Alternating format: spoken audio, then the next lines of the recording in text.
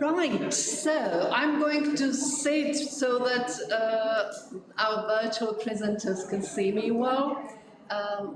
Welcome again. Thank you. We are all here in our afternoon session in section 2, learners and their environment, interactions, roles and strategies. We just finished a very interesting round table, and now we are beginning this virtual presentation, which is going to be given by Manuel de Silva and Pedro Duarte from Portugal. It's such a shame that you cannot join us in person, but at least technology makes it possible for us that we can be with you at least this way. Just for your information, there are 4 people in the audience at the moment, and myself. Let me introduce myself again. My name is Jitka.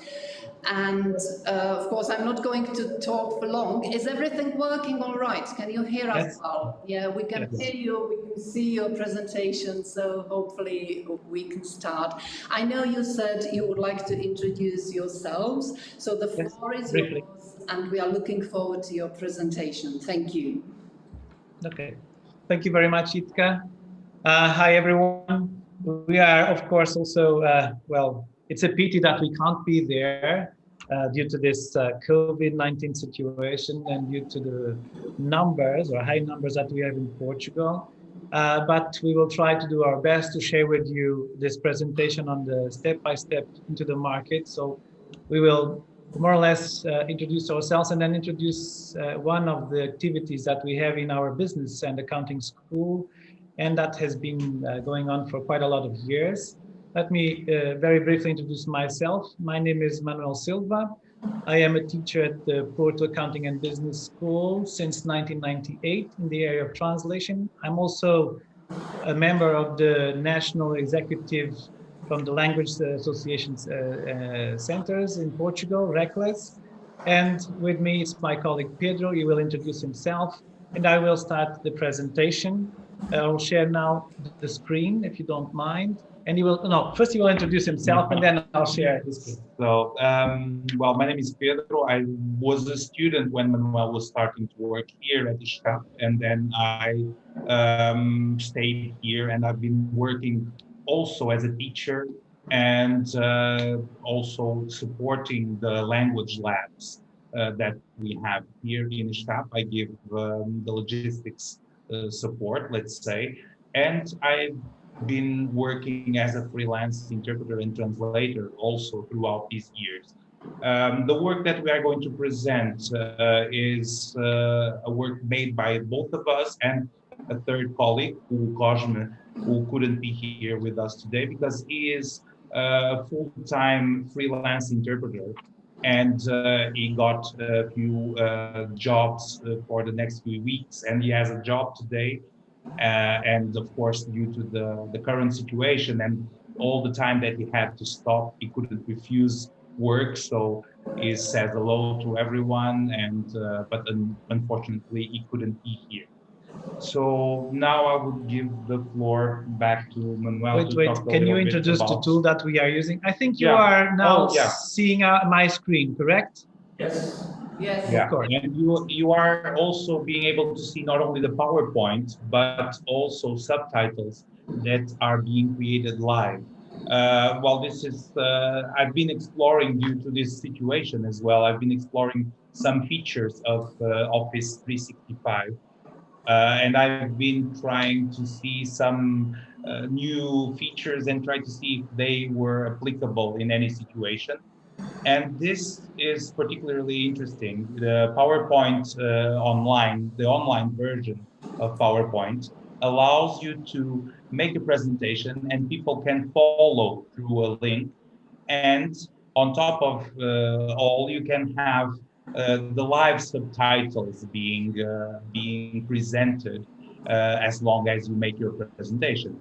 I thought this would be interesting. For example, if you have bad quality in the audio connection or whatever other kind of situation that you might have, you can follow the subtitles. and generally speaking, it does a pretty good job. And even if you try to use translation, you have automated translation with all the with all the problems of automated translation, but still interesting.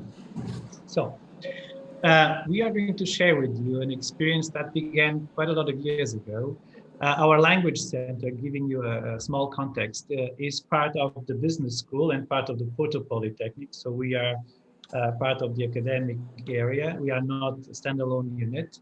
And we decided that we should create opportunities for our students, for our regular students also. And that's how we thought of this project, this activity, and that's how it, well, took shape during these last years. Very quickly now, as you know, the challenge of entering the labor market can be a very complex process, and making this transition without the proper experience can make the process even harder for our students and for the students as well. So this is, of course, particularly true for interpreters and translators, and we work with them quite a lot, especially if you take into account that the vast majority will be working in the free market as freelancers, and they will not have a net to support them. So the net will be created with the teachers and the colleagues and the school itself. So our project began with what we have been doing for the last 20 years. You can see here one of our language labs. It's quite old, but it's still performing wonderfully. It has been well adapted to the digital age, of course, but it serves its purposes. What we have been doing for the last 20 years is teaching how to be an interpreter and how to interpret in a conference and in other situations.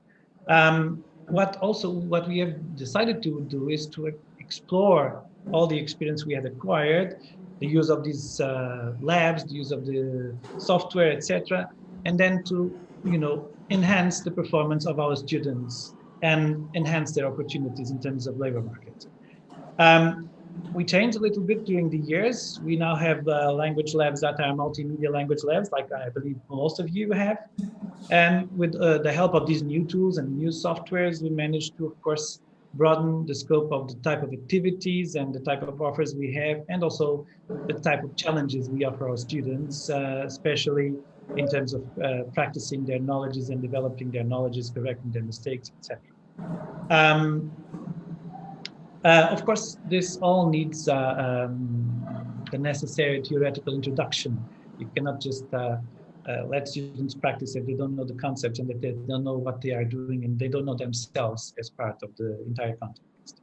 Students are lectured all the definitions and theoretical contents in the very beginning, and then they explore these along the semesters, and they explore them in, I would say, very practical sessions, very hard sessions, especially for those who are interpreters, and through, for instance, the debriefing of each practical exercise that they do, either a speech or something else. Still within the curricular framework, we allow our students to have other opportunities. For instance, students have the chance to work in the school auditoriums. This means that they, for instance, if we have an international conference like the one you are having now, they will be part of the team that organizes and then interprets the different speakers and the different languages during the conference. This way, they get a little closer to what is, of course, a real situation of interpretation. And also, they get familiar with all the professional equipment, all the technicalities of what they are doing. And they learn how to use all these environments and how to be in these environments as an interpreter. And of course, that means that they will acquire good knowledge of how everything works, how they can connect to the speakers, of how they can connect to the technicians, etc. So they gain experience as they develop and as they learn. This type of activities also allows students to put themselves in the shoes of the interpretation users, so those who are listening. And they are able to assess their own colleagues' performances, because they will be part of the audience and part of those who are listening, and so they'll be able to understand what went well and what didn't go so well. Besides that, they can also practice a little bit of public speaking, because we ask them to prepare presentations to be interpreted by their colleagues. So they prepare the speech. They put themselves in a certain role in a given scenario. So relay interpreting is also practiced during these sessions in the auditoriums. And they also have an opportunity to work together as a team in a booth, which is the normal scenario when they are outside our business school. And that means that they are, we also ask them to do quite a lot of exercises outside the classroom. They have access to the labs whenever the labs are not occupied with classes or something else. And what they do is they, if you don't mind, next one, please. They practice until they get, well, some good knowledge, sound knowledge, and they get perfect and are able to have their first experience in the market. And that's what Pedro will talk to you about. Okay, so still during the students' curricular period, but no longer as mandatory activities, they can practice the skills that they have acquired in conferences that are organized by the school itself. So this is a step moving closer to what the reality of the job is. And here we count on the students who really want to pursue a career in interpretation. So this is no longer mandatory. We are talking about students who are considering the possibility, but are unsure if they have the skills to deal, for example, with the pressure of a real conference.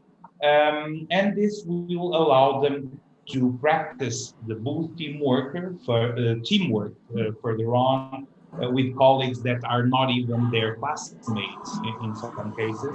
And they work in teams that are composed of students from the undergraduate and the master classes. So this way they can have some with more experience than others, which will allow them to get well, closer and closer to the reality. And this is done not only, this works like a kind of a safety net, let's say. Students are still at home, though not in class. The teachers are around, still assessing, but no longer for grading purposes, but with the goal of providing some feedback. And besides the feedback you get from your teachers, the students can get feedback from the users. In this case, we are talking about international speakers that come to our conferences, or in many cases, Erasmus students.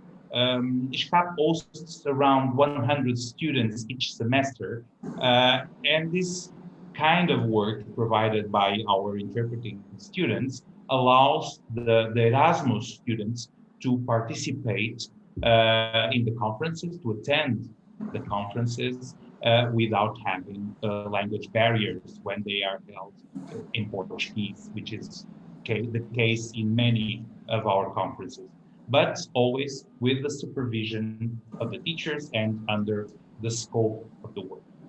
And our goal here is to connect these two worlds, making a bridge between the academic world and the labor market.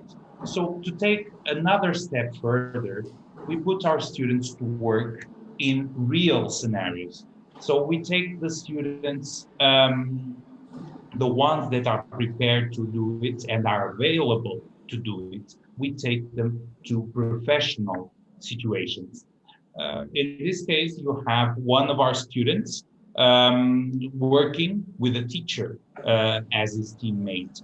So we have been doing this for over 10 years when requested. We have been providing services, and we have clients all over Portugal and also abroad. And what we have here is a student teaming up with the teacher. And this is the way to make the transition from the lab, the language lab, towards the labor market. It's a step further. And it's very important to say that at this point, when working as service providers in real situations, everyone is getting paid. being the teacher or the team leader and the student alike. They get the same amount of money per conference, per working day. And the student is paid in the same amount, and this is very important for them to have a notion of the responsibility they are taking on, but also to provide them some recognition for their work. In some cases, we also provide technical assistance and equipment to conferences when requested. And this is, well, an extra return on investment regarding these students.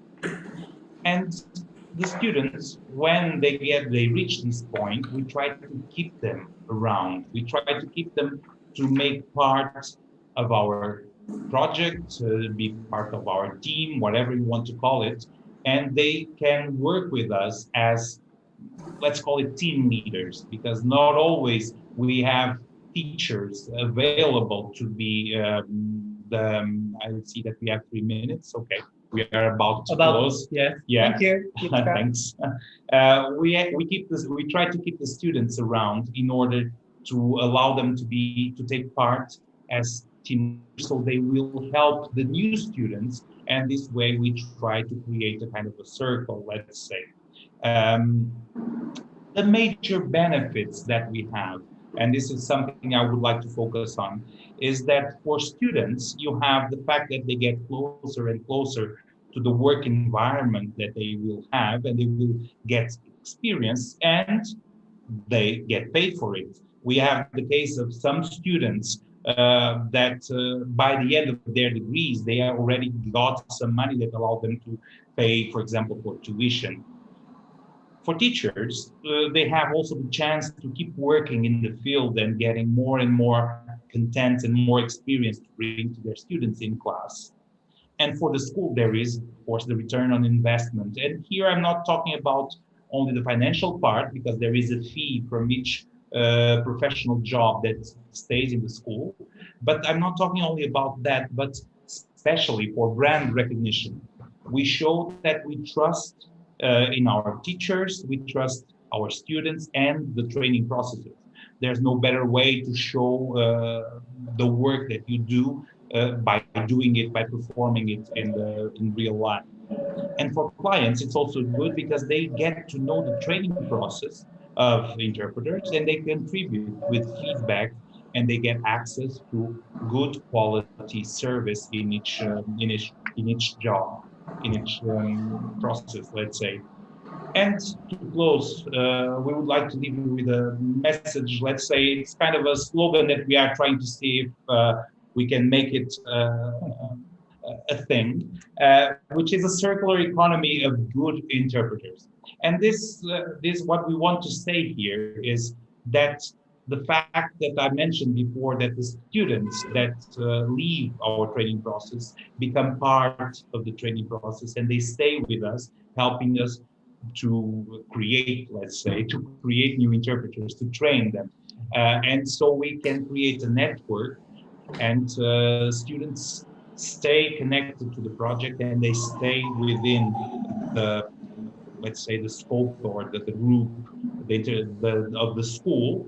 And this will allow us to provide them further support to them as well, and also to the new students that are coming around.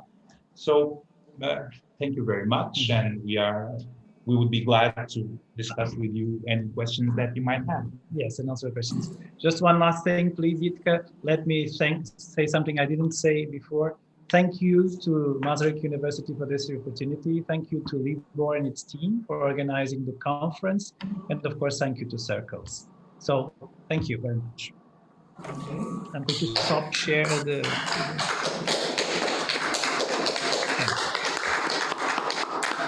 Thank you, Manuel and Pedro. Thank you very much. And also thank you for the excellent timing. So it always helps, and you were really punctual. So we had a very interesting presentation in which our colleagues shared with us their experience and good practice in the area of training of interpreters. I'm sure my colleagues would like to know more details, so let's have a discussion. Let me also check the online chat if there are some questions there. Not at the moment, so I'm going to open the discussion here in the room. Questions from the audience, please. Not at the moment. Okay, so maybe yeah, okay. No, please go on. Yeah. You know, when I was listening to you, there was a thing that came to my mind, and that was, you know, training translators and interpreters. It's a thing where you need to be precise, you know, the language you are supposed to use in translating and interpreting is the language the way it should be. And very often what we see, or what my experience is, what we see and hear in language training and language centers is that, you know, we need language for communication, for real life, everyday, real world communication. So I would like to ask you, what do you think of this dilemma? Let me, Pedro will complete my thoughts, please. Tell you two things. There are, of course, very particular situations when you need an interpreter or a translator to be well trained in the terminology of a given field. So he has to know the domain, he has to be prepared, and that's what we teach here. But most of the times, let's imagine they are going to work in a conference on architecture. Most of the times, they will be facing are, let's say, speakers who have a metaphorical way of thinking and talking about what they are driving, the objects they are describing, whatever they do, their activities. And they will need some terminology, but what they will need mostly is to know the language, to understand what they are saying, to understand the context, and to understand the speaker who's there and the kind of thoughts he has and what's the message he wants to convey to its audience. So sometimes it's when you use a very interesting term, which is good practices. We teach them to try to get to know the speaker before they do the work. So 1 or 2 minutes will be enough to understand what he's going to say, to have a small chat, to get to know the person well, and understand what he's going to say, and to create a link. And that's the first step you give. So because there will be a dialogue between the interpreter and the speaker if they know each other. Otherwise, the speaker will ignore the interpreter or the translator, whoever is there. In terms of translation, we try to create a balance in the way we teach. We use, of course, CAT tools like everyone else. They are mandatory nowadays, but those are just part of what we do. What we teach them from the very beginning is the importance of language, of stylistics, of linguistics, of everything that is connected to language, to specific domains, to specific communication situations, communicative situations. And I think we try to keep a balance in our curriculum in that way. Also, we try to bring in, as Pedro said, as much as possible, true life experiences from other interpreters, from alumni who were with us, who are part of our network, and to teach them how to be in such a situation. So how to use their language skills and their language resources to solve problems also. Okay, Pedro. Yeah, that's we were talking about language itself. When you get to the interpreting training, language proficiency must be a given for those who want to work as interpreters. It's we have two different stages here. We have the undergraduate students who are students of both administrative assistance and translation, and some of them will go, when reaching the end of their undergraduate degree, they will go to other areas not different from translation or interpretation.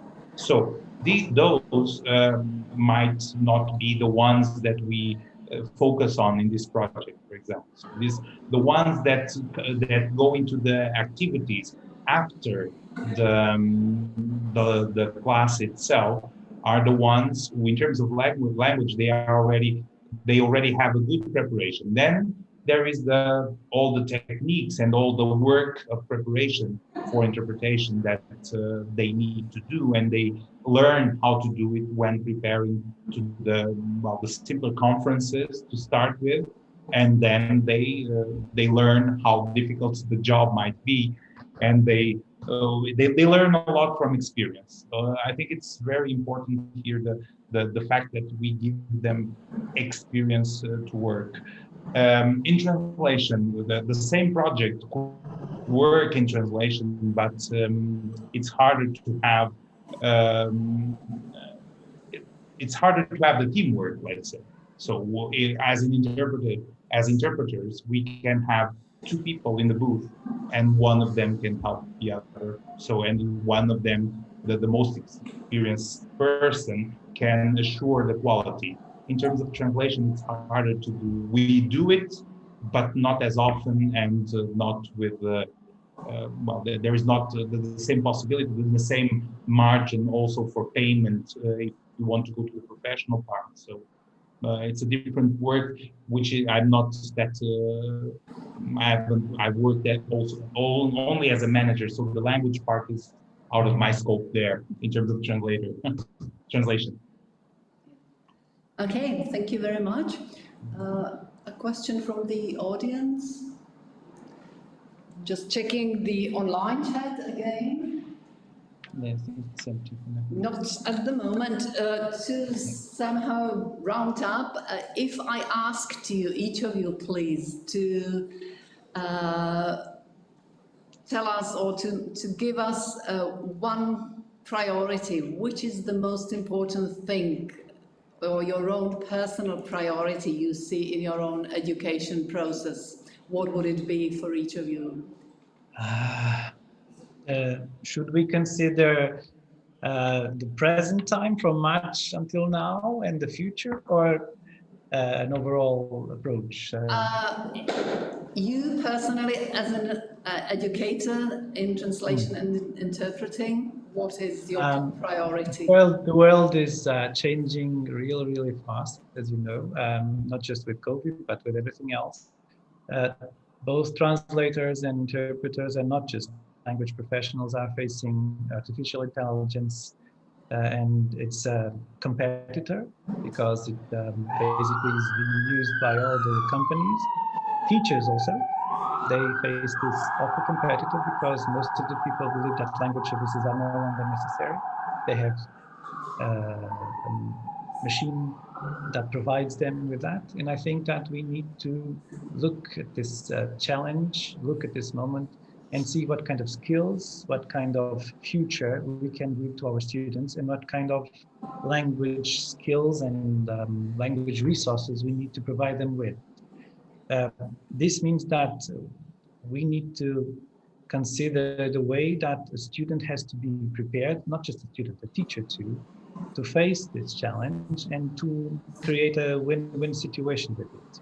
As managers from language centers or from a school, we cannot lose our, let's say, our past, and we cannot lose our equilibrium between what we are teaching and how we are training ourselves as teachers and what we are providing to the community and to the market. And the market is very demanding. So we really need to consider what kind of skills we need to develop with what kind of tools, and create a balance between the way we are teaching our students and the materials and the contents we are teaching them and the tools we are using. And that means we also need to look at who we are right now as teachers and see how we can train us and our colleagues. If you look at what happened to us in the last 3 or 4 months, we all learned something. At least we learned how to use Zoom, which was something we hadn't thought about in the previous months. Until February, no one knew the tool and we had no need for it. Now it's mandatory, we all know how to use it. So I think we need to consider that not just in this distance learning environment, but in all the environments which we are now facing and that are being developed very quickly in this digital age we all live in. So that's my main challenge. Yeah, thank you. I'm afraid our time is up. Maybe just one word to priority from Pedro. Pedro, yeah. My priority is always concerns every time practice. So Practice. following what Manuel is saying, I've been working with him for over Thank you very 15 much. years now, and I'm the hands-on guy of all these ideas. So I really prefer doing stuff. So searching for new tools, new ways. So these times for me were in a way very interesting to check out new ways of doing everything. So Thank you that's very much for joining my point. us. Yeah, thank you, and bye-bye.